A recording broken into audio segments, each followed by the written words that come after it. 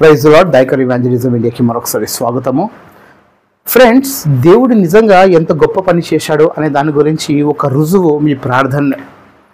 మీరు చేస్తున్న ప్రార్థనల వల్ల ఈరోజు ఛత్తీస్గఢ్లో ఏదైతే జరగబోయే అవకాశాలు ఉండేవో, ఏదైతే జరగబోయే సిచ్యువేషన్ ఉండేనో అవన్నీ ఆగిపోయాయి. ఎగ్జాక్ట్లీగా మీరు విన్నారు, అవి ఆగిపోయాయి. అలాంటివి ఏమీ జరగవు అనేది పోలీస్ వాళ్ళే హామీ అనేది ఇవ్వడం జరిగింది. ఎలా జరిగింది, ఏ విధంగా జరిగింది నేను మీకు ఇన్ఫర్మేషన్ ఇస్తాను, బాగా వినండి. మనకందరికీ తెలుసు, 1 మార్చ్ నాడున ఆదేశోని ఒక స్టేట్మెంట్ ఇవ్వడం జరిగింది. कांपेगी, इन्हें किसी चीज का भय नहीं है, मौत का भय तो होगा, किंतु एक सेना का विस्तार हो चुका है. 1 मार्च 2025 को रायपुर से विश्रामपुर मात्र 63 किलोमीटर है. हम कम से कम 5000 गौ सेवक सेविकाएं वहां पहुंच रहे हैं, पलायन कर रहे हैं. ఆ స్టేట్మెంట్ ని చాలా మంది వెరిఫై చేశారు. వెరిఫై చేసిన తర్వాత కొంతమంది రాజకీయ కుట్ర అన్నారు, కొంతమంది ఆదేశోని రాజకీయంలో ఎంటర్ అవుతున్నాడని చెప్పారు. అందుకనే ఈ విధంగా స్టేట్మెంట్స్ వస్తున్నాయని చెప్తున్నారు. లేదా కొంతమంది ఫేక్ న్యూస్ చెప్తున్నారు, కొంతమంది పన్నలాల్ గారు కావాలని ఇలాంటి స్టేట్మెంట్ పంపించారని చెప్తున్నారు. ఇలాంటి వైరల్ విషయాలు అనేది మనం ఎన్నోసార్లు చూసాము. కానీ నేనే డైరెక్ట్గా అక్కడ ఉన్న ఛత్తీస్గఢ్లో ఉన్న CNI church of north India వీళ్ళతో, అక్కడ ఉన్న బిషప్ గారితో మాట్లాడాను. నేను ఛత్తీస్గఢ్కి సంబంధించిన వాళ్ళు అక్కడ సిచ్యువేషన్ని మొత్తాన్ని హ్యాండిల్ చేసుకున్నారు. ఆదేశోని అక్కడ పీస్ ర్యాలీ మాత్రమే చేయబోతున్నాడు. లా అండ్ ఆర్డర్ అక్కడ కంప్లీట్గా సరిగా ఫాలో అవుతున్నారు.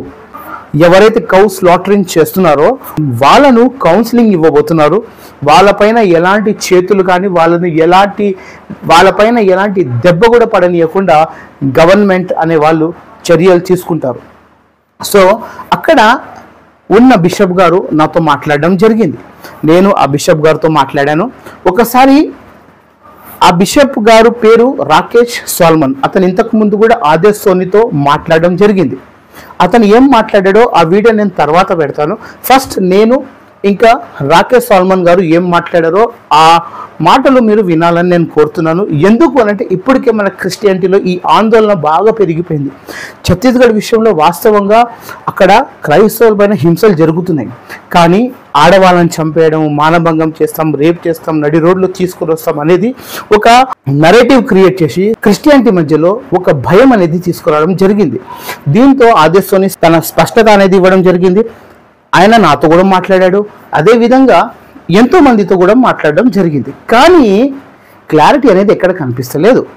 బట్ ఎప్పుడైతే రాకేష్ సాల్మన్ గారితో మాట్లాడడం జరిగిందో అతను డైరెక్ట్ ఆదేశోనితో పాటు పక్కన కూర్చొని ఇద్దరు డిస్కస్ చేసిన తర్వాతనే నేను ఈ మాట మీ ముందు చెప్తున్నాను. క్రైస్తవులారా, ధైర్యంగా ఉండండి, మీ ప్రార్థన దేవుడు విన్నారు. ఇంతకీ సాల్మన్ గారు ఏం మాట్లాడారు? Hello. Am I speaking to Mr. Rakesh Salman? Yeah, yes, please. Yeah, hello brother. I am Dayakar calling from Hyderabad. Okay. Yes sir. Sir, recently आपका मैंने एक वीडियो देखा था जिसमें आप आदेश सोनी से बात कर रहे हो. आपने इससे पहले आदेश सोनी जी से बात किया था ना? मैंने भी एक बार कॉल किया था आदेश जी से, मैंने बात भी किया उनसे. लेकिन आपने बात किया ये नहीं बताया. तो सर, ये जो आप जिस तरह से उनसे बात किए थे, तो आपका ये उनके साथ रिस्पॉन्स कैसा रहा था सर? मुझे बस यही चाहिए था कि 1 मार्च को होने वाला क्या है. एक्चुअली उससे बात हुई थी तो फिर उसने बोला कि मतलब एक ऐसे पॉइंट पे हम लोग पहुंचे कि हमारे तरफ से मतलब क्रिश्चियन कम्युनिटी से और उनकी तरफ से भी मतलब आदेश सोनी और उनके ग्रुप वाले आपस में बैठ के इस मैटर को सॉल्व कर लेते हैं. अच्छा. और जो भी उनकी डिमांड है, और एक्चुअली क्या है, वो जो 3 विलेजेस जो हैं, हाँ जी, तो वहाँ पे स्लॉटर हाउस है, काफी सालों से है. अच्छा. हाँ, तो वहाँ पे उन लोग करते ही ये सब काम जो है. और तो वो 2-3 विलेजेस हैं, वो मतलब 100% क्रिश्चियन पॉपुलेशन है वहाँ पे. अच्छा. डेमोग्राफी देखेंगे तो. और CNI के चर्चेस हैं वहाँ पे. CNI, okay, north India. अच्छा, ओके. और हाँ, तो बाकी फिर मैंने वो वीडियो डाला, उसमें वही उसने भी बोला, मैंने भी बोला कि बैठ के अपन सॉल्यूशन निकाल लेते हैं, और सॉल्यूशन निकलने के बाद एक जॉइंट प्रेस कॉन्फ्रेंस करके जो भी डिक्लेयर करेंगे, जो भी कंक्लूजन निकलेगा उसका. ओके. पर क्या है कि इसी बीच CNI की बिशप है, और मैं भी CNI को बिलोंग करता हूँ एक्चुअली. ओके. हाँ. और एक पोस्ट में भी हूँ डायसिस में. तो बाकी उन लोग के इन बिटवीन वहां जाके वो उसमें आता है बलौदा बाजार डिस्ट्रिक्ट में आता है। अच्छा। तो डीएम को उन्होंने जाके एक मेमोरेंडम दिया था अच्छा। कि हमारे लिए सिक्योरिटी वो करें और ये सब ऐसा ऐसा होने वाला है 1 मार्च को। तो एसपी साहब ने वहाँ के उनको काफी अच्छे से रिस्पांस दिया और बोला उनको कि हम अच्छी सिक्योरिटी रखेंगे, ऐसा किसी को मतलब लॉ एंड ऑर्डर को अपने हाथ में नहीं लेने देंगे, आप लोग निश्चिंत रहिए करके। ऐसा हुआ तो लोग बोले कि हम लोग ऐसा बैठक नहीं करेंगे। बाकी जितने पास्टर्स थे अच्छा। उन लोग रेडी थे कि बैठ के बात करके खत्म करते मामला, पर इसमें क्या लोग मैनिपुलेट कर रहे हैं, थोड़ा पॉलिटिकल एंगल टाइप का भी है। अच्छा। तो बैठे बैठे तो नहीं, पर आदेश होने का जो थोड़ा सा स्पेसिफाई हो गया, जो उसका शुरू में जितना एग्रेशन था। फिर उसने बोला बीच में कि शंकराचार्य फिर रायपुर आने वाले हैं। हाँ। कुंभ के अभी खत्म हो जाएगा, 12-13 को कुछ था ना उनका। जी हाँ। 12-13 तारीख को, उसके बाद आएंगे, पर अभी तो आए नहीं वैसे। अच्छा, ओके। अब एक्चुअल क्या मुझे जो लगता है कि शंकराचार्य अगेंस्ट बीजेपी हैं। मुझे भी वही लगता है, मैं ज्यादातर, और बीजेपी का सपोर्ट इनको नहीं मिल रहा है, ऐसा लग रहा है मेरे को आदेश को। अच्छा। तो जब तक बीजेपी के राइट विंग है उनका सपोर्ट नहीं मिलेगा तो कोई ज्यादा कुछ कर नहीं सकता यहाँ पे। तो इस तरह से वो शंकराचार्य तो नहीं आए। अच्छा। अभी तक तो नहीं आए हैं।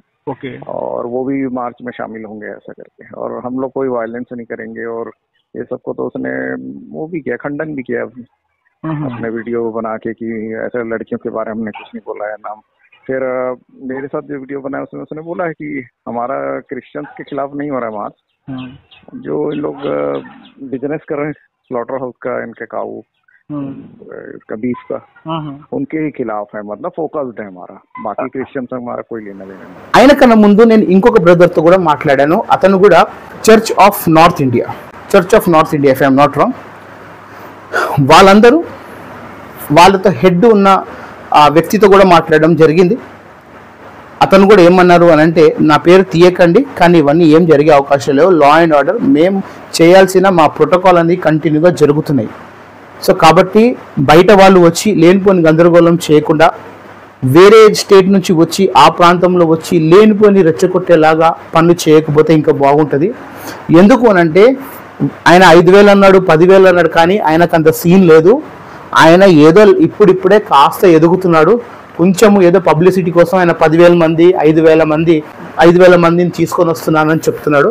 కానీ ఆయన మాటలు, నేను ఆయనతో కలిశాను డైరెక్ట్గా, ఆయనకంత సీన్ లేదు, ఆయన ఏదో ఎమోషన్గా ఆ రోజు మాట్లాడుకున్నాడు అని చెప్పాడు.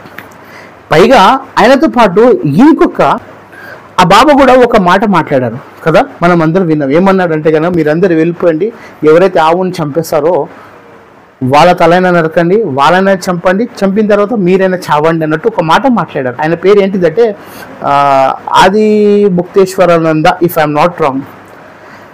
ఆయన ప్రస్తుతానికి కుంభమేళలో ఉన్నాడంట, ఆయన ఇంకా తిరిగి రాలేదు.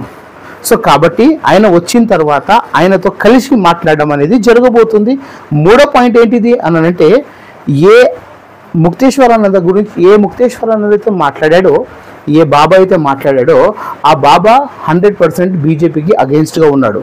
రెండోది, ఈ ఆదే సోని అనేవాడు కూడా బీజేపీకి ఇతని నుంచి ఎటువంటి సపోర్ట్ లేదు. అక్కడ ఉన్న లోకల్ ఉన్న ఆర్ఎస్ఎస్ విహెచ్పి వాళ్ళతో కూడా మాట్లాడడం జరిగిందంట. ఎవరు? ఈ రాకేష్ సాల్మన్ గారు. అయితే వాళ్ళు ఏమన్నారంటే, ఆదే సోనికి వీళ్ళకి ఎటువంటి సంబంధం లేదు, ఆయన ఏం చేసుకుంటారో చేసుకొని, మీరు ఏం చేసుకుంటారో చేసుకోండి అని చెప్పేశారట.